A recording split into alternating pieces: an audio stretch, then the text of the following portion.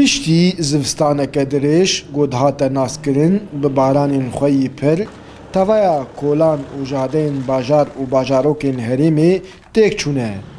Şîniyên Herêmê û bi taybet xwediyên otomobîlan gelek ziyan gihîştiye wan ji van kolanên têkçûyî û bihêvîne ku zûtirîn dem bêne qîrkirin. Bi rastî muwasafatê vê ziftê bar wexta ew şar ahanê çêkirin tim muwasafatê baş tî nebû. Nisba ziftê gelek bû têdê helyar berrokê alem gelkî aciz bûn. Ana ev ahanê hîn îro evê çêkirine berî du sê rojan min taz e xuya ye. Bi xwedê siyarê me jew diketin.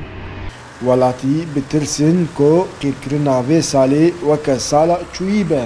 Endamek ji beşê teknîkî dibêje ku li gorî derfetên heyî me hewildanên xwe kirine û qîrkirina van kolanan nêzî şert û mercên teknîkî yê stender in.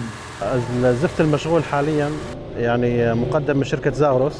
Ev qîra ku em niha bikartînin ji aliyê şîrketa Zagrus ve hatiye pêşkêşkirin. Divê ew mercên hunerî ku têde hebin ezmûna mercê qîra eslî ya Los Angeles derbas bike û xwalber şewatê û kolandinê bigire. Madeyên ku niha hene ne wek ew madeyên ku berê hebûn. Tabî ew ferrazeyên ku di qîrkirinê de tên bikaranîn jî ne wek ew ferrazeyên ku berê di qîrkirinê de dihatin bikaranînê.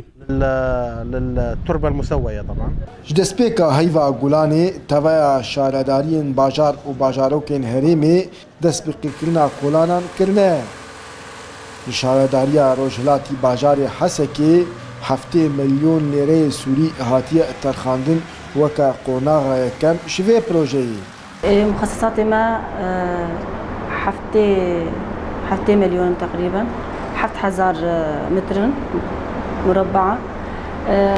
أساسيات كاري ماي مداي برخوا شوارعي أساسي دوارنا أساسيات مداخل باجار إيه أساسي إيه منطقة شرقية مدرسة دواريكر صناعة دمت خلي صناعي أساسي حركة قلكي دور دهنا يعني تخدمينا شارع أساسي در المدرسة تخطط دنا يعني ما بحاولين نحمل أو حفت مجلس تقريبا شرقي ده ما بحاولين نحر منطقة جيم بغطينا شارع أساسي تيدا.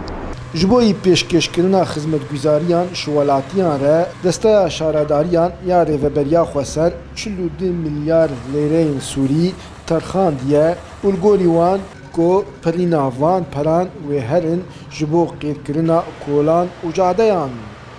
Dara Berekat, Kurdsat News, Hesekê.